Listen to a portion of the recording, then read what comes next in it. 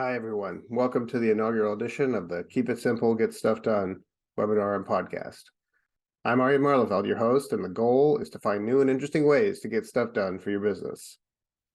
CEOs are watching the evolving situation with respect to sources of capital. With interest rates rising, venture and private equity is cutting back, and bank loans are getting more expensive. So why not consider a source of capital that is generally interest-free and non-dilutive? My guest, Kevin Cammack, leads a firm, Aegis Creek Capital, that helps companies to identify and win government funding, effectively generating funding without diluting ownership of the company. We've all heard about legislation such as the CHIPS Act, which has been passed by the U.S. Congress to accelerate economic development and technical leadership.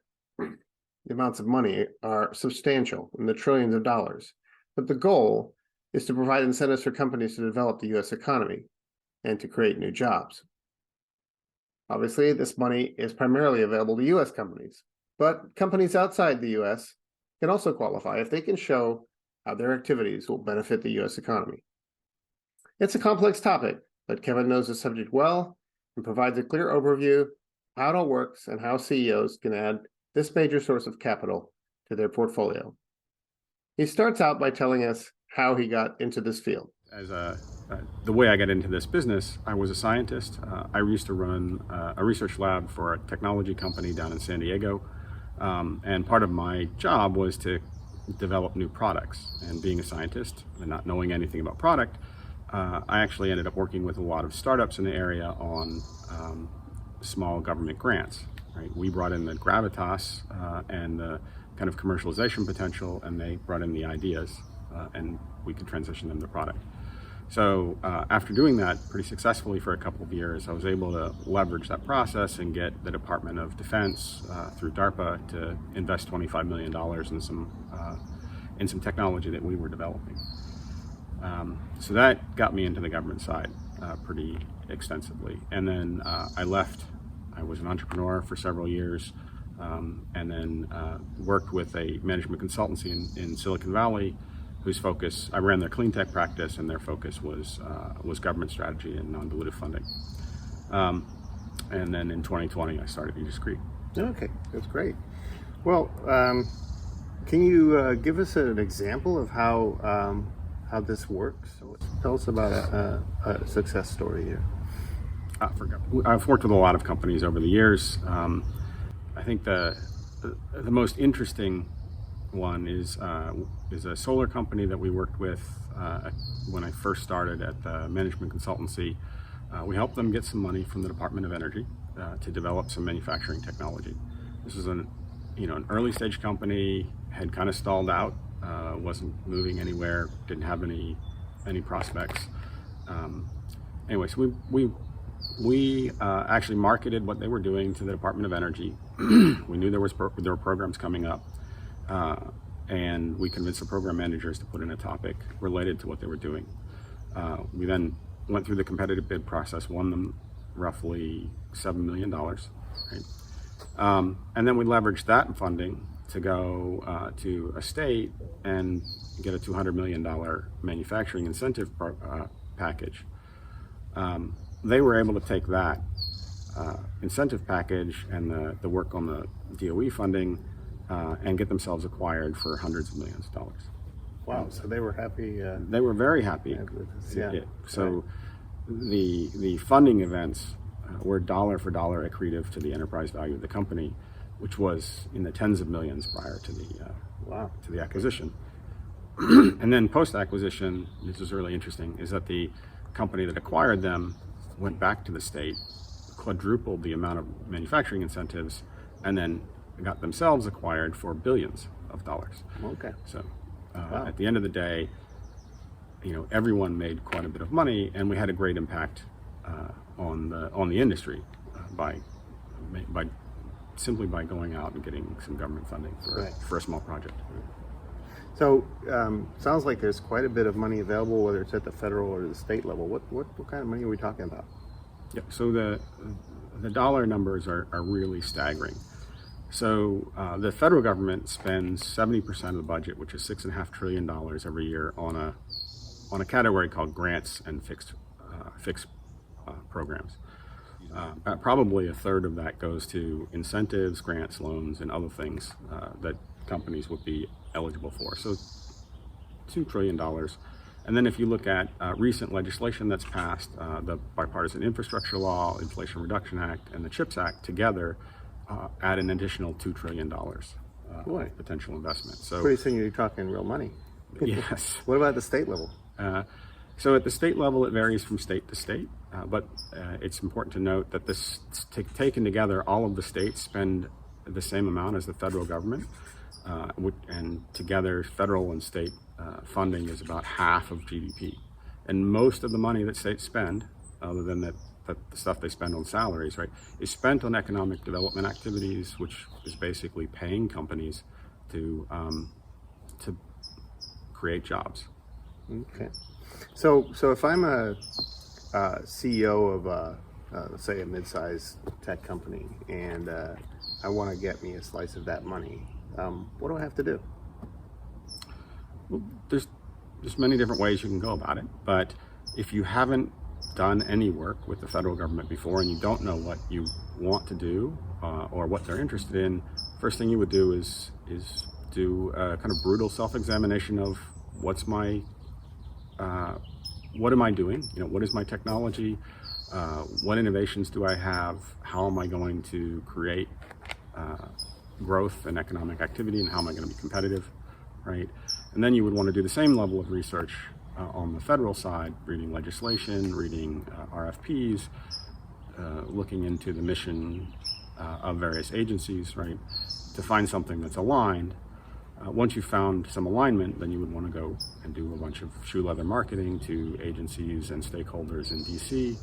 Along the way, you probably want to do a lot of strategic business development to build partnerships and a coalition of firms that would stand behind you on any particular project. And you would then try to sell the agency on the value of what you're doing to get a program created, or get pointed to an RFP that's already created that's aligned with what you're doing. And then you would have to actually develop a proposal, which is a fairly involved and structured process, and then submit it for a competitive bid, win the bid, and then perform on the contract. So so there's a lot of steps and a lot of work that you'd have to go through. It definitely sounds like there's no free lunch here. Sounds like a fair bit of work. What are the downsides of the risks of going through this? Well, it's competitive, right? So that's the biggest downside.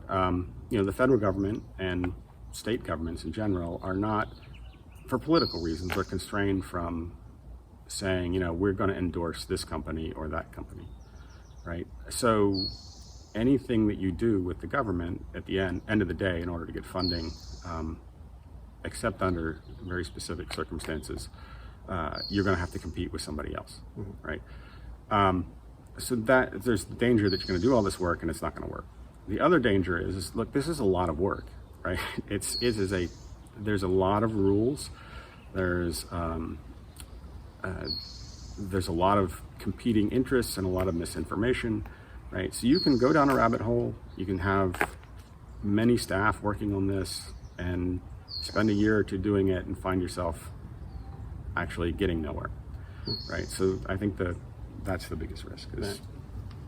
So that's if I decide as a CEO to go ahead and do this on my own. What's my alternative? Right. So your alternative is to work with somebody who knows what they're doing, right? Who's done this in the past. You can work with a firm like mine. There are other firms as well. Most companies will get into this, and the first decision they make is, I'm going to go with whoever's telling me the loudest that they're going to help me, or I'm going to go with the biggest named white shoe lobbying firm I can think of. And in that case, this is just one more pitfall that you can run into, because if you haven't thought out your strategy and you haven't thought about what you want to accomplish, just hiring somebody on the basis of their name or their advertising or something like that is just going to lead you into the wrong place, right? Each of those kind of firms specializes in something, right? So a lobbying firm is about legislative access, political access, right? Which is important, but not the whole thing. and some of the, some other firms will push you on grant applications and other things. There's a business development effort, there's a strategy effort. And so you need to, I think first, before you do anything, think about your strategy and your outcomes, and then interview multiple providers, right? Right. Obviously, the safe and easy solution is for them to hire you, but Ideally.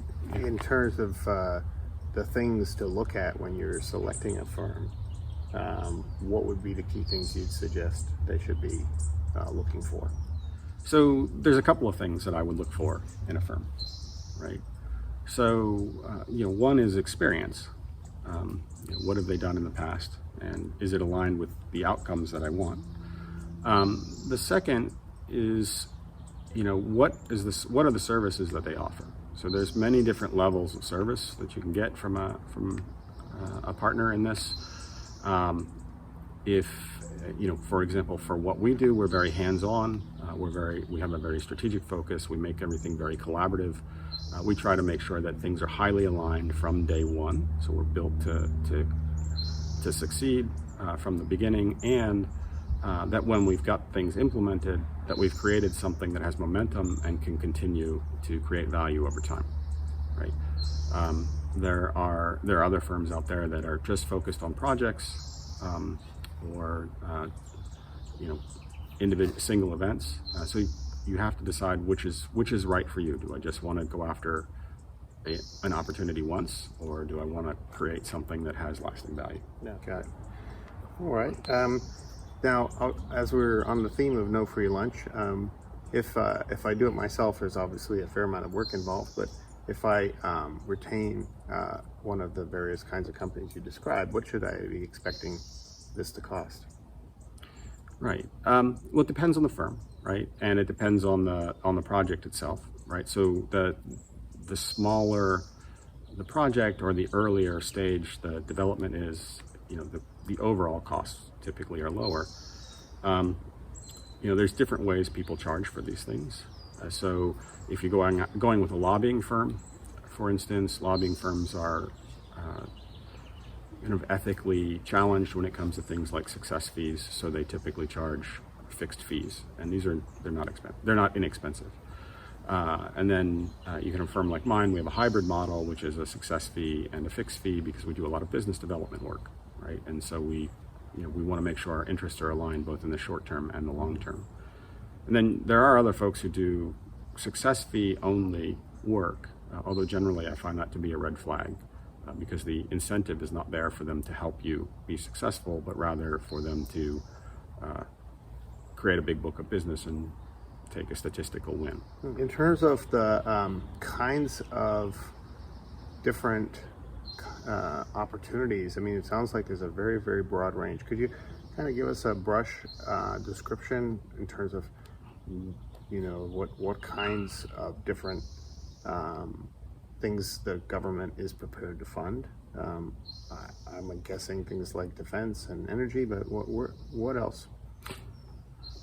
Well, so there are two different answers to this question. So let me start with one, which is probably not the direct answer, and then I'll get to the direct answer. So indirectly, the government has typically 5 different kind of funding vehicles. So you have grants, right, which is just here's some money to do something, right? There are procurements, which is I'm buying something from you, right? There's manufacturing incentives, which are generally, and they don't have to be manufacturing incentives, actually, economic development incentives. But these are things like tax credits and grants and other things that are specifically designed to create jobs. There are loans and loan guarantees, especially for larger projects. And then there are things called cooperative research and development agreements, where the government is giving you services for free that might create value for your company, but they're not giving you cash. So then getting to the more direct answer about what kinds of things does the government fund? Well, you hit on the big ones, right? So defense has the most money out of all of the agencies, and they care about anything that is going to have some kind of use in defense. So this is pretty broad. It includes things like the obvious stuff like munitions and network technology and cybersecurity, but they also do things like food technology, medicine. They are interested in, they need people to handle HR and payroll, right? They hire a lot of consultants for that kind of work. And then you have the Department of Energy, which is, they're charged with keeping the grid running and making sure that the national nuclear stockpile is safe and a bunch of other things. So they have anything associated with technology related to power and energy, right? And there's a wide range of things there. NIH, anything related to health and healthcare is under their purview. And then you have agencies like the Department of Commerce and the USDA, Department of Interior, Department of State, right, that have various programs that may be of value to various companies. The way it works is all of the agencies are in the executive branch, right, and all of the money comes from Congress, from the legislative branch. So Congress writes the bill, which is bipartisan infrastructure law, CHIPS Act, IRA, and then the agencies are given in the bill instructions on what to do. And so, for example, under CHIPS, that money goes largely to Department of Commerce, to NIST, but it also goes to Department of Defense, it goes to Department of Energy, and it goes to the National Science Foundation.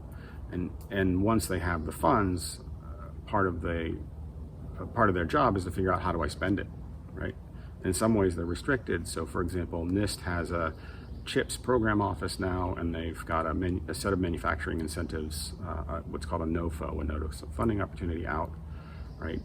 There's $2 billion of manufacturing incentives, which is a mixed bag of different kinds of things you can get, available at the moment, but there's in that package about $120 billion of total incentives available. Right. So it's really important, actually, right now, if you want to get money from CHIPS, or you want to get money under BIL, or you want to get money under IRA, to be in front of the people in the agencies who are making or influencing decisions on spending, right? Because that money doesn't come to them with clear direction on how to spend it.